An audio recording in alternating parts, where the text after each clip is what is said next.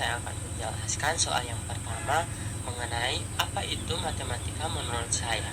Nah, menurut saya matematika adalah ilmu pasti atau ilmu yang mempelajari tentang logika yang mengenai bentuk, susunan, dan besaran serta konsep-konsep yang berhubungan satu dengan yang lain. Nah, matematika ini juga mempelajari tentang pola atau struktur dan bentuk-bentuknya. Oke, kita akan masuk soal nomor 2. Kenapa anak-anak sudah diperkenalkan dan diajarkan matematika sejak usia dini? Nah, jawabannya, matematika usia dini merupakan salah satu ilmu yang sangat dibutuhkan dalam kehidupan manusia.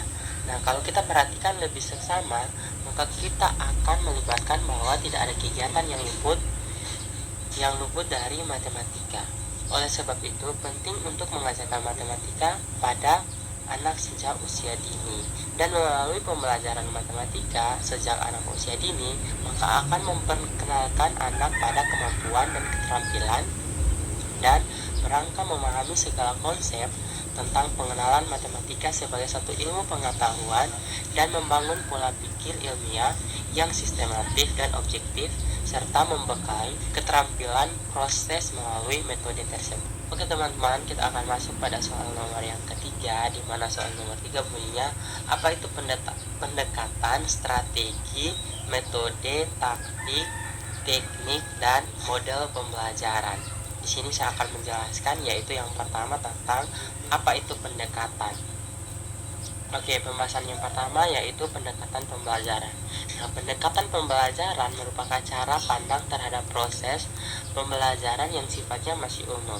Nah, sebuah pendekatan pembelajaran di dalamnya mewadahi, menginspirasi, menguatkan, dan melatar belakangi metode pembelajaran dan mencakup teoritas tertentu. Oke teman-teman, kita akan masuk dalam pembahasan yang kedua, yaitu strategi pembelajaran. Nah, strategi pembelajaran merupakan cara-cara yang digunakan secara prosedur atau sistematis dalam suatu aktivitas pembelajaran untuk meningkatkan kualitas dan proses belajar. Nah, strategi pembelajaran juga adalah suatu aktivitas pembelajaran yang harus dikerjakan pendidik dan peserta didik sehingga tujuan pembelajaran tercapai secara efisien dan efektif. Oke, kita masuk di pembahasan yang ketiga, yaitu metode pembelajaran. Nah, metode pembelajaran merupakan upaya atau cara untuk mengimplementasikan rencana yang telah disusun dalam kegiatan nyata agar tujuan yang telah disusun tersebut dapat tercapai secara optimal. Nah, pendekatan pembelajaran atau metode pembelajaran digunakan untuk merealisasikan strategi yang telah ditetapkan dan merupakan cara yang tepat untuk melaksanakan strategi. Dengan demikian, suatu strategi dapat dilaksanakan dengan berbagai metode. Nah, terdapat berbagai metode pembelajaran yang bisa dipergunakan untuk mengimplementasikan strategi pembelajaran, misalnya metode ceramah, demonstrasi, diskusi, simulasi, laboratorium, pengalaman lapangan. Nah, yang keempat yaitu teknik pembelajaran. Nah, teknik pembelajaran merupakan cara yang dilakukan seseorang guru dalam mewujudkan suatu metode pembelajaran lebih spesifik. Nah, misalkan penggunaan metode ceramah pada kelas dengan jumlah siswa yang relatif banyak membutuhkan teknik tersendiri yang tentunya secara teknik akan berbeda dengan penggunaan metode ceramah pada kelas yang jumlah pesertanya terbatas. Nah, kita akan masuk ke pembahasan yang kelima, yaitu tentang taktik pembelajaran. Nah, taktik pembelajaran adalah gaya seseorang guru dalam melaksanakan metode atau teknik pembelajaran tertentu yang sifatnya individual. Nah, contoh terdapat dua orang yang sama-sama menggunakan metode ceramah, akan tetapi mungkin akan sangat berbeda dalam taktik yang digunakannya. Nah, di dalam pengajiannya, yang satu cenderung banyak diselingi dengan humor, sementara yang satunya lagi kurang memiliki sense of humor, tetapi lebih banyak menggunakan alat bentuk elektronik. Oke, kita akan masuk ke pembahasan yang terakhir, yaitu pembahasan model pembelajaran. Nah, model pembelajaran merupakan bentuk pembelajaran yang tergambar dari awal sampai akhir, yang disajikan secara khas oleh guru. Nah, model pembelajaran adalah bungkus atau bingkaian yang penerapannya suatu pendekatan, strategi, metode, dan teknik pembelajaran. Nah, model pembelajaran di dalam sebuah model pembelajaran terdapat sinteks atau menggambarkan keseluruhan langkah yang pada umumnya diikuti oleh serangkaian kegiatan pembelajaran. Oke teman-teman, kita akan masuk di soal nomor yang keempat, di mana bunyi soalnya, apakah metode ceramah masih penting dalam pembelajaran matematika? Menurut saya, metode ceramah masih efektif untuk diterapkan dalam pembelajaran saat ini. Karena mode ceramah termasuk salah satu metode yang masih sering digunakan sehingga sampai sekarang ini. Penyampaian guru akan berpengaruh pada kualitas materi yang diterapkan peserta didik.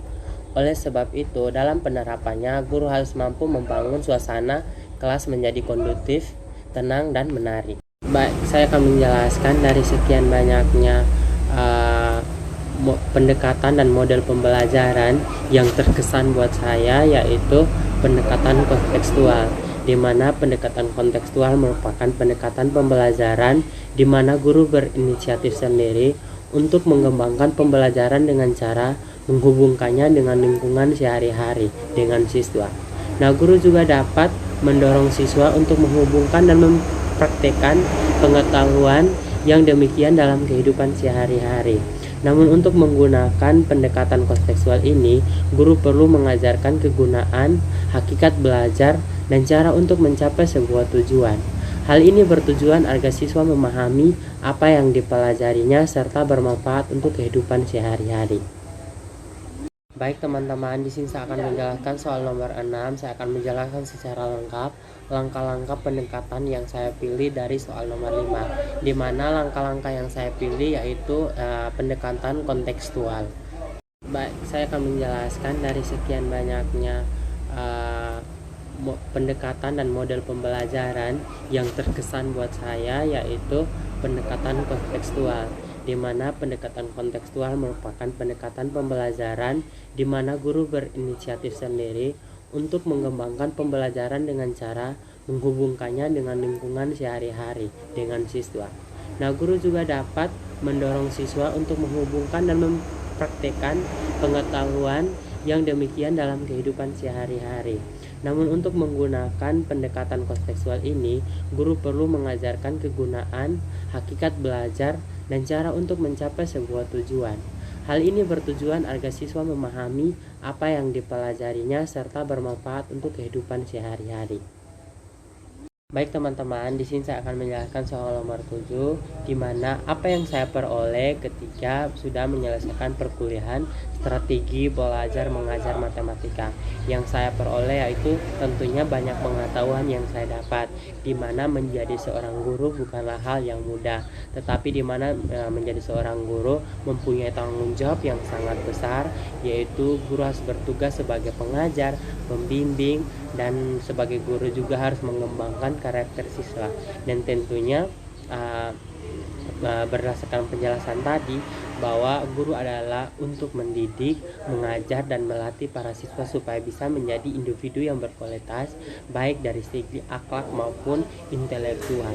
Jadi banyak hal yang saya peroleh setelah saya menyelesaikan perkuliahan strategi belajar mengajar, tentunya di mana membangun karakter kita